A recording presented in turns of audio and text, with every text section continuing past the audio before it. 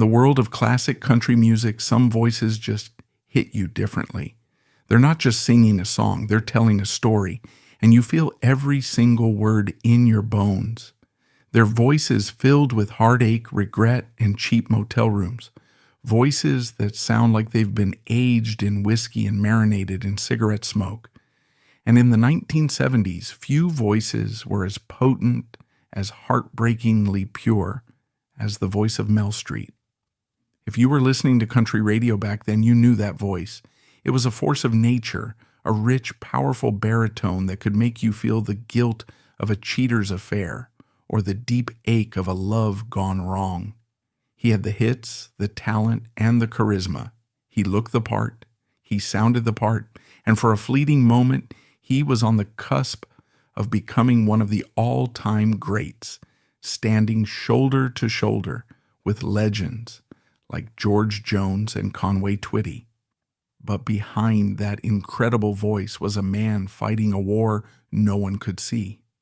While his songs of domestic turmoil and forbidden love climbed the charts, his own life was a quiet storm of clinical depression and crippling alcoholism.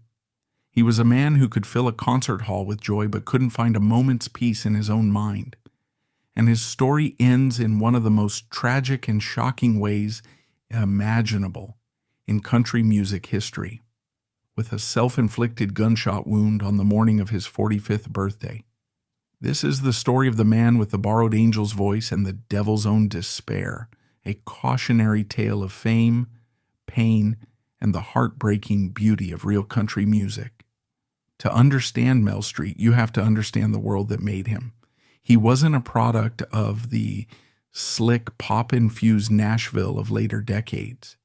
He was born into the heart of Appalachia in Grundy, Virginia, on October 21st, 1933, though for years he claimed the birth year 1935 to appear younger. His given name was King Malachi Street, a name with the grandeur of a biblical prophet, which seemed almost to foretell the power his voice would one day hold. He grew up just across the border in the rugged coal mining country of southern West Virginia. This was a place where life was hard, work was tough, and music was an escape. The country music of this era and region was raw and unfiltered. It was the music of the working man and woman played in smoky honky-tonks and broadcast over local radio stations. It was the legacy of Hank Williams, Lefty Frizzle, and Ernest Tubb, music that wasn't afraid to sing about the darker side of life, drinking, cheating, and sorrow. It was music that served a purpose, offering a kind of secular church for people whose lives were often filled with hardship. You didn't just listen to a sad country song, you felt seen by it. Mel Street grew up steeped in this tradition. From a young age, music was his passion. He got his start in his uncle's tent revival shows, singing gospel music with a fervor that hinted at the powerhouse vocalist he would become. He learned to play guitar and absorbed the sounds around him, the lonesome mountain ballads, the energetic thrum of bluegrass, and the tear-in-your-beer honky-tonk coming from the radio. By the late 1950s and into the 1960s, while the rest of the world was discovering rock and roll, Mel was honing his craft as a classic country performer. He wasn't in Nashville yet. He was paying his dues the old-fashioned way. He worked as a radio performer, a lineman for the power company, and even a mechanic to support his growing family. He married his sweetheart, Leona D. Dingus, in 1956, and they would go on to have a daughter, Sheila, and a son, Mel Street Jr. His first real break in entertainment came not as a singer, but as a host. For 7 years, he was the host of a regional television show in West Virginia called Country Showcase. He was a natural, charismatic, warm, and professional. He also had his own radio shows and performed with his own band, The Sharps. He was a local celebrity, a big fish in a small pond. But that pond was a long way from the ocean of Nashville. He knew that if he was ever going to make it big, if he was ever going to share the stage with his heroes, He had to leave the comfort of the mountains and take his chances in Music City. It was a gamble that would bring him the fame he craved, but it would also set him on a collision course with the demons that would ultimately destroy him. When Mel Street finally packed his bags for Nashville in the late 1960s, he was already in his mid-30s, an age when many artists were already well established. He was a family man with years of regional television and radio work under his belt, but in the competitive world of Music City, he was essentially starting from scratch. He arrived with a powerful, fully formed voice, a deep and resonant baritone that dripped with authentic country soul. The problem was, Nashville wasn't exactly sure what to do with him. The sound of country music was in a state of flux.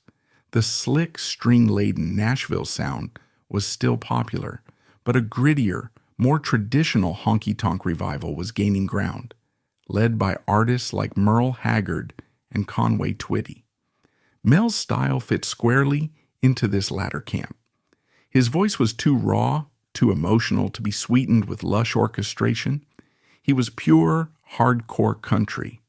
He landed a gig as a backup singer and rhythm guitarist in the house band at the Palomino Club, a well-known Nashville night spot. It was here that he began to get noticed by industry insiders. People were struck by the sheer power and emotional depth of his voice. He could sing a cheating song with such conviction that you'd swear he just left a clandestine meeting in a cheap motel. His big break came in 1970, but it wasn't with a major label. He signed with a small independent outfit called Tandem Records. His first release, Borrowed Angel, would become his signature song and define his career. Written by Dennis Knudsen, the song was a classic tale of illicit love. A man torn between the angel he's with and the devil he's married to back home. It was a theme tailor-made for Mel's voice. When he sang the opening lines, "I'm in a stranger's arms, but you're the one that's on my mind," the guilt and longing were palpable. The song was a slow burn. Without the marketing muscle of a major label, it took time to gain traction. But radio programmers and DJs, especially those at smaller stations who championed traditional country, fell in love with it. It began to climb the charts, eventually breaking into the top 10 in 1972. The success of Borrowed Angel led to a deal with a larger label, Royal American Records, and suddenly, Mel Street was a bona fide star. Throughout the early to mid-1970s, he was a consistent hitmaker. He followed Borrowed Angel with a string of top 20 hits that solidified his persona as the king of the cheatin' song. Titles like Lovin' on Backstreets, Forbidden Angel, and Smoky Mountain Memories all explored themes of love, loss, and regret. His music was a lifeline for those who felt their own lives were messy and complicated. He wasn't just singing about heartache, he was validating it. He became a popular touring act and a regular performer on the Grand Ole Opry, the ultimate seal of approval in country music. He shared bills with the very legends he had once idolized. He had the big, flashy tour bus, the custom nudie suits, and a loyal following. From the outside, it looked like he had finally achieved everything he had ever dreamed of. He had escaped the coalfields of West Virginia and conquered Nashville, but one rarely discussed aspect of his career added a layer of frustration to his success. Despite his incredible talent and his string of hits, he never quite broke through to that elite superstar level occupied by the likes of Jones, Twitty, or Haggard. He was always on the cusp, always respected, but never quite the headliner. Some have speculated that his hardcore, uncompromising country sound, while beloved by his fans, may have been too raw for the top-tier programmers who could make or break a career. He also struggled with the business side of the industry, feeling at times that he wasn't getting the promotion or the financial rewards that his success merited. This feeling of being perpetually undervalued, of being a respected journeyman rather than a reigning king, gnawed at him. It was another shadow that fed the darkness growing within him, a darkness that no amount of stage lights or applause could ever hope to extinguish. Behind the rhinestone suits and the roaring applause, Mel Street was fighting a desperate, lonely battle. His immense talent was matched only by the depth of his personal suffering, a struggle that he hid from his fans and for a long time, even from those closest to him. The man whose voice conveyed such profound emotion was, in private, grappling with two relentless demons, clinical depression and severe alcoholism. Those who knew him best described a man of profound contradictions. On stage, he was confident, charismatic, and in complete command. Off stage, he could be withdrawn, moody, and deeply insecure. His son, Mel Street Jr., who would later become a musician himself, recalled his father as a loving man, a great dad who always put his family first. But he also remembered the dark clouds that would descend upon him. He was a good man, his son has said in interviews, but he had a sickness. That sickness was depression, a clinical illness that in the 1970s was poorly understood and heavily stigmatized, especially in the macho world of country music.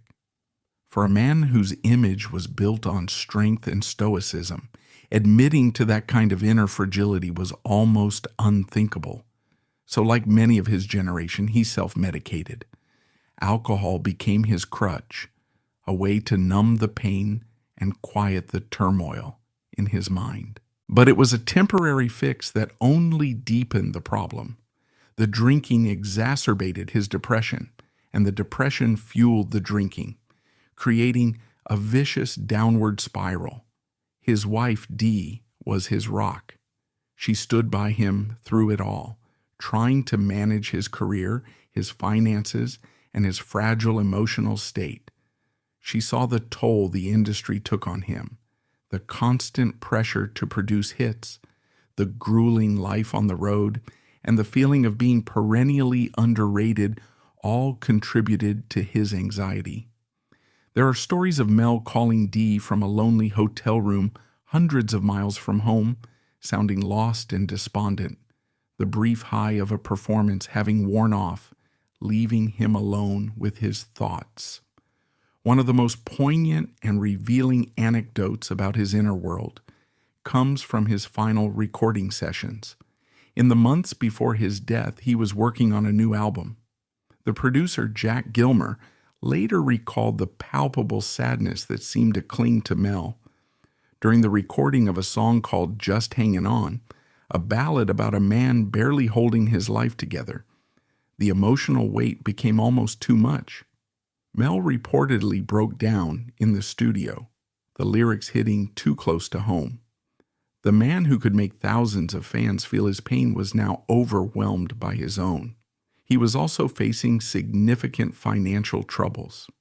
Despite his success, mismanagement and the high cost of touring had left him in a precarious position. He was worried about providing for his family, the one thing that mattered most to him. This financial stress, piled on top of his depression and alcoholism, created a perfect storm of despair. By early October 1978, Street's condition had deteriorated to the point where everyday activities became arduous struggles. During a routine photo shoot for promotional materials, likely intended for album covers or tour posters, he found himself so out of breath that he could barely maintain an upright posture for the camera. The session, which should have been a straightforward task for a seasoned performer accustomed to the spotlight, turned into a grueling ordeal. Posing for shots required frequent breaks, with Street leaning on props or sitting to catch his breath, his face flushed and his energy visibly drained. This episode was a stark departure from his usual vigor. Street was known for his robust stage presence, often delivering sets that lasted hours, complete with engaging banter and powerful vocal performances. The photo shoot incident prompted him to seek medical attention, leading to a series of examinations that initially pointed to a benign inflammation of the heart, a condition known as pericarditis, which involves swelling of the sac surrounding the heart muscle. Doctors assured him that pericarditis was treatable with rest, anti-inflammatory medications, and perhaps drainage if fluid buildup occurred. For a man like Street, who had built his career on resilience and determination, overcoming early poverty, working as a radio DJ and mechanic before breaking into music, this diagnosis seemed manageable, a temporary setback in an otherwise upward trajectory. However, further tests, including electrocardiograms, echocardiograms, and biopsies, revealed a far more terrifying truth. Upon re-examination, the symptoms were linked not to heart inflammation, but to the cumulative effects of long-term depression and alcoholism, which had weakened his overall health. The persistent cough and flu-like symptoms were manifestations of a body breaking down under years of self-neglect, compounded by the emotional weight he carried. The devastating diagnosis that truly shattered Street was not a physical ailment like cancer, but the internal torment of clinical depression, which had plagued him for years. Depression in the 1970s was often misunderstood and stigmatized, especially in the macho culture of country music, where artists were expected to embody toughness and stoicism. Street's condition was exacerbated by the isolation of touring, the pressure to produce hits, and personal demons that he masked with alcohol. The flu-like symptoms, while physical, were likely psychosomatic extensions of his mental state, with exhaustion and agitation signaling a deeper crisis. This revelation was a staggering blow for Street. His professional life had been defined by physical power and stamina, pounding out rhythms on stage, belting lyrics with a voice that could fill arenas, and enduring the grueling demands of the music industry. Now facing a battle for his very life against an invisible enemy that attacked his mind and spirit, he grappled with a sense of vulnerability that clashed with his public persona. The diagnosis of severe depression, coupled with alcoholism, required treatments like therapy and sobriety programs. But in an era where mental health resources for celebrities were limited and often inadequate, Street found himself adrift, relying on willpower alone to combat the darkness. As Street's health declined, the machinery of his career, the recording sessions, tours, and promotional commitments, continued unabated. The music business in the 1970s was a high-stakes enterprise with labels expecting consistent output to maintain radio play and chart positions. Street's team, including his manager and producers, faced a tough decision: pause everything to allow recovery or proceed to meet deadlines. They chose the latter, a pragmatic business necessity in an industry where momentum was crucial. Street's band and collaborators kept working on the follow-up to his 1977 album Smoky Mountain Memories, ensuring tracks were ready for release. From the perspective of his label and management, as stated in posthumous interviews, they were in a difficult position. Contracts with radio stations, distributors, and venues demanded new material, and delays could result in lost income and diminished relevance. They kept Street on salary, covered his medical expenses, which included doctor's visits, prescriptions for antidepressants, and potential rehab costs, and expressed hope for his full recovery. Bringing in session musicians or delaying tours was seen as a temporary measure to keep the Mel Street machine afloat while he healed, a common practice in country music where artists like Johnny Cash had faced similar health battles. But from Street's perspective and that of his family, this decision felt like a heartbreaking act of betrayal. While he was fighting for his life, grappling with the debilitating effects of depression, insomnia, loss of appetite, and a pervasive sense of worthlessness, He perceived the continuation of his career without him as abandonment. The thought of his band recording without him, or promoters booking shows with stand-ins, was emotionally crushing, deepening his isolation and despair. The controversy surrounding this period has lingered in country music circles, with some viewing the label's actions as callous profiteering and others as necessary professionalism. Street's wife Dee and close friends later shared how the perceived sidelining accelerated his downward spiral, as he felt replaced at a time when he needed validation and inclusion to combat his inner demons.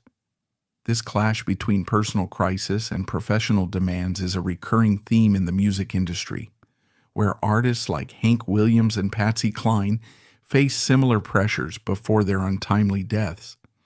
In the days leading up to his death, Mel Street's behavior became increasingly erratic, a clear manifestation of his worsening mental state.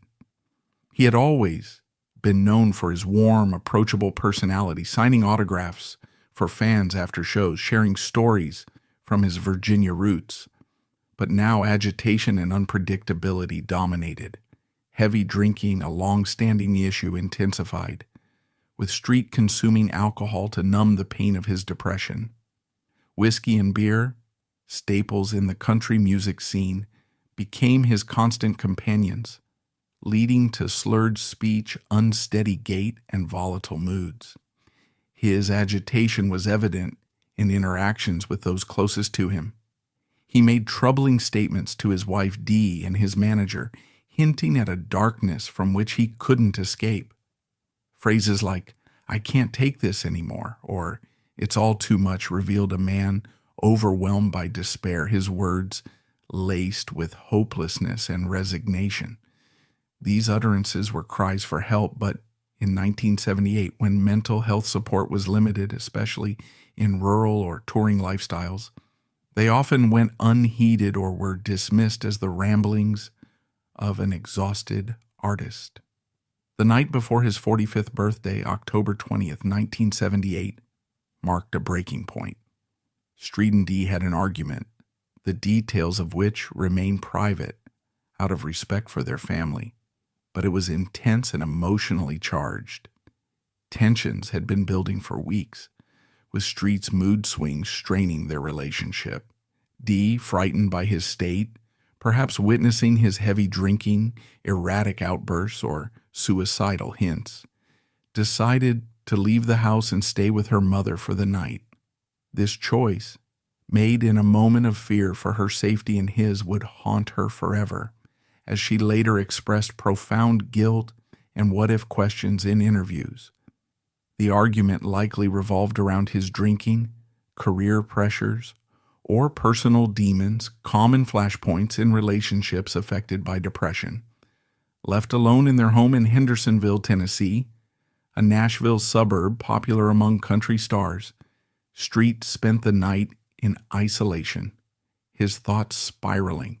The house, filled with mementos of his career, gold records, tour posters, and guitars, served as a reminder of what he felt he was losing. Insomnia, a symptom of his depression, kept him awake, amplifying his anguish. By morning on October 21st, 1978, his birthday, the weight became unbearable. The next morning, Mel Street walked into his garage, a space typically used for storing vehicles and tools, but now the site of his final act. He retrieved a .38 caliber revolver, a common firearm in the South for protection, and in a moment of ultimate despair, put it to his head and pulled the trigger. The gunshot echoed through the quiet neighborhood, alerting neighbors who called authorities. Street was pronounced dead at the scene, his body discovered by responding officers. The coroner's report confirmed the cause as a self-inflicted gunshot wound, with no foul play suspected. Street was 45 years old, an age when many country artists were hitting their stride. George Jones, one of his idols, continued performing into his 80s. The timing on his birthday added a layer of poignancy, transforming a day of celebration into one of profound loss. His death shocked the country music community, with tributes pouring in from peers like George Jones, who sang at his funeral, and fans who mourned the loss of a voice that captured the heartache of everyday life. The man with the golden voice, whose songs like Borrowed Angel and Lovin' on Borrowed Time explored themes of infidelity, regret, and redemption, had been silenced by a pain he could no longer bear. Street's music often reflected personal struggles, with lyrics that hinted at inner turmoil, but few realized the depth of his suffering. His suicide highlighted the hidden epidemics of depression and alcoholism in country music, where the genre's emphasis on hard living and emotional authenticity sometimes masked real cries for help. In the immediate aftermath, Street's family and friends grappled with grief and unanswered questions. Dee, his wife of many years, faced the burden of survivor's guilt, wondering if staying that night could have changed the outcome. Their children, including daughters who were teenagers at the time, navigated the loss of a father whose public persona contrasted with his private battles. The funeral in Bluefield, West Virginia, near his hometown, drew hundreds, with Jones's performance of Amazing Grace providing a moving tribute. The music industry responded with condolences, but Street's death also sparked conversations about mental health, though in 1978, such discussions were nascent. Country music had seen suicides before. Artists like Farron Young would follow in 1996. But Street's case underscored the pressures of fame, touring, and personal demons. His label released posthumous albums, including Mel Street's Greatest Hits in 1979, which climbed charts, ensuring his music lived on. Street's legacy endures in country music history. With 13 top 40 hits between 1972 and 1978, he bridged traditional honky-tonk with the pop-infused sounds of the era. Songs like Smoky Mountain Memories evoked his Appalachian roots, while Big City Girls showcased his storytelling. Fans remember him as a genuine talent whose voice conveyed raw emotion. Annual tributes in Grundy and Bluefield celebrate his contributions, with memorials honoring his life. His story serves as a cautionary tale, illustrating how depression can claim even those who bring joy to others. In the years since, country music has addressed mental health more openly, with artists like Jason Isbell and Casey Musgraves advocating for awareness. Street's tragic end on his birthday remains a poignant reminder of the fragility behind the stage lights. Street's struggle was not isolated. Depression and suicide have long shadowed country music. The genre's themes of heartbreak, loss, and hardship often mirror artists' lives. Hank Williams died at 29 in 1953 from heart failure, exacerbated by alcohol and drugs. George Jones battled addiction and depression throughout his career. Farron Young took his life in 1996 at 64, citing health issues and industry neglect. Mindy McCready's 2013 suicide at 37 highlighted the pressures on female artists. These cases reflect the industry's demands, constant touring, public scrutiny, and the need to embody stoic masculinity. In the 1970s, mental health resources were scarce, with therapy stigmatized and addiction viewed as moral failure. Street's alcoholism, common in the era's bar culture, worsened his depression, creating a vicious cycle. Today, initiatives like Music Cares provide support, but Street's death underscores the need for early intervention. His legacy beyond music is a call for compassion in an industry where vulnerability is often hidden. Mel Street, born in a coal mining town, embodied the American dream. From mechanic to radio DJ to chart-topping singer, his path was one of perseverance. Hits like Borrowed Angel Inspired by real-life stories, connected with fans through authenticity. Offstage, he was a family man, devoted to Dee and their children, enjoying simple pleasures like fishing and hunting. Street's suicide left a void, but his music endures, a testament to his talent. Playlists and covers keep his voice alive, reminding us of the man who sang of borrowed time, but left a lasting mark. In the world of country music, there is no shortage of tragic figures. It's a genre built on stories of heartache, loss, and lives cut short. But the suicide of Mel Street on his 45th birthday sent a particular shockwave through Nashville and the country music community. It wasn't just a tragedy. It was a deeply unsettling event that raised uncomfortable questions about the pressures of fame and the hidden cost of a life lived in the spotlight. The immediate aftermath was one of disbelief and profound sadness. His peers were stunned. Artists like George Jones, who knew his own share of demons, publicly mourned the loss of a man he considered one of the great pure country vocalists. Fans were heartbroken, left to reconcile the image of the charismatic performer with the reality of a man in such deep despair. His final posthumously released album was titled Mel Street's Last Words. It was a chilling, though commercially driven epitaph for a career that ended far too soon. The primary controversy, if it can be called that, surrounding Mel Street's life and death is not one of scandal or public misdeeds, but rather a somber debate about mental health. In the 1970s, the conversation around clinical depression was almost non-existent, particularly for men in a traditionally tough guy industry. The prevailing attitude was to cowboy up, to drink your troubles away, or to simply not talk about them. Mel Street's death became a stark and tragic illustration of the deadly consequences of this silence. He was suffering from a legitimate, treatable illness, but the stigma and lack of understanding at the time left him feeling isolated and without hope. Another point of quiet debate among his fans and music historians is his place in the country music pantheon.